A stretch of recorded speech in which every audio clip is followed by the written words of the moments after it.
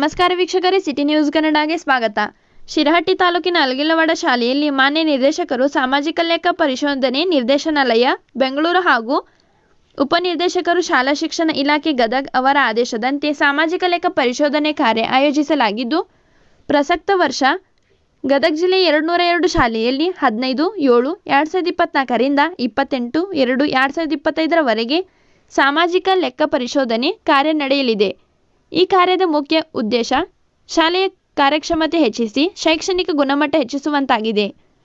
ಈ ಕಾರ್ಯ ಅಲಗಿಲವಾಡ ಶಾಲೆಯಲ್ಲಿ 16/12/2024 ರಿಂದ 19/12/2024 ರವರೆಗೆ 4 ದಿನಗಳ ಕಾಲ ನಡೆಯಲಿದೆ.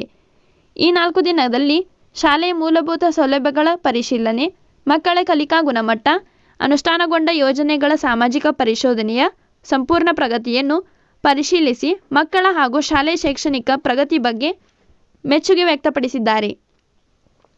ಈ ಕಾರ್ಯದ ವ್ಯವಸ್ಥಾಪಕರಾದ ತಾವರೆಪ್ಪ ಲಮಾನಿ, ಎಸ್ಡಿಎಂಸಿ ಅಧ್ಯಕ್ಷರಾದ ಮರಿಯಪ್ಪ ದೊಡ್ಮನಿ, ಗ್ರಾಮ ಪಂಚಾಯಿತಿ ಸದಸ್ಯರಾದ ಪ್ರೇಮಯ್ಯ, ಗ್ರಾಮ ಸಂಪನ್ಮೂಲ ವ್ಯಕ್ತಿಗಳಾದ ಶ್ರೀಕಾಂತ್, ಪ್ರಧಾನ ಗುರುಗಳಾದ ಹಾಲೇಶ್ ಜಕ್ಲಿ, ಶಿಕ್ಷಕರಾದ ನೇಮೇಶ್, ಪಾಲಕರಾದ ಇಮಾಮ್ ಸಾಬ್, ರಾಮಣ್ಣ, ದಾವದ್ ಸಾಬ್, ಫಾತಿಮಾ ಒಳಗೊಂಡಂತೆ ಮಕ್ಕಳ ಪಾಲಕರು, ಗ್ರಾಮದ ಗುರು ಹಿರಿಯರು, ಸಂಘ ಸಂಸ್ಥೆಗಳ ಪದಾಧಿಕಾರಿಗಳು, ಮಕ್ಕಳು ಭಾಗವಹಿಸಿ ಯಶಸ್ವಿಗೊಳಿಸಿದರು.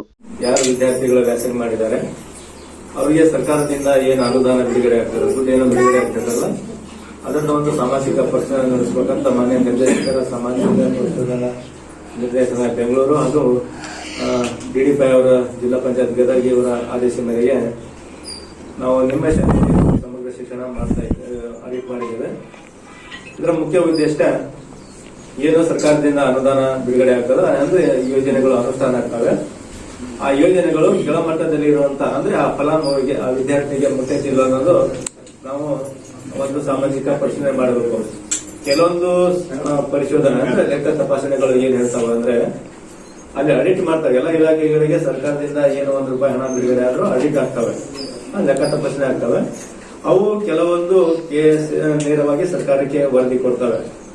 ಆದ್ರೆ ನಮ್ದು ಒಂದು ಸಾಮಾಜಿಕ ಲೆಕ್ಕ ಪರಿಶೋಧನೆ ವರದಿ ಇದು ಇದು ನಿಯಮ ಏನ್ ಹೇಳ್ತಾರೆ ಅಂದ್ರೆ ಅಲ್ಲಿ ಏನು ಹಣ ಖರ್ಚಾಗೈತೆ ಅದು ಹಣ ಅಮೌಂಟ್ ಬಂದ